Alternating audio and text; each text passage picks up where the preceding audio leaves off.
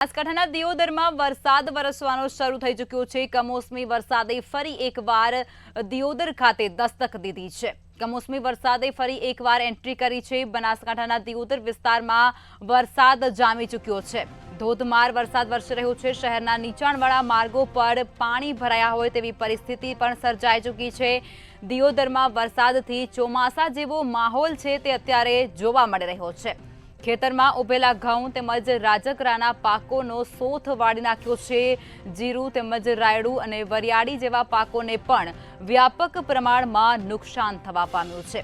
કમોસમી વરસાદે ખેડૂતોને રાતા પાણીએ રોવડાવ્યા છે। ફરી એકવાર ખેડૂતોના મોઢે આવેલો કોળિયો છીનવાયો હોય તેવી પરિસ્થિતિનું નિર્માણ થઈ ચૂક્યું છે।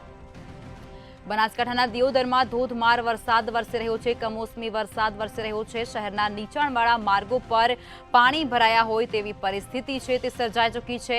દિયોદરમાં વરસાદથી ચોમાસા જેવો માહોલ છે તે ભર ઉનાળો જોવા મળી રહ્યો છે। ત્યારે ખેતરમાં ઉભેલા ઘઉં રાજગરાના જે પાકો છે તેનો વરસાદે સોથ વાળી નાખ્યો છે। સાથે જ જીરું રાયડું અને વરિયાળી જેવા જે પાક છે તેમાં પણ વ્યાપક નુકસાન ખેડૂતોને વેઠવાનો વારો આવ્યો છે। કમોસમી વરસાદે ખેડૂતોને રાતા પાણી રોવડાવ્યા છે।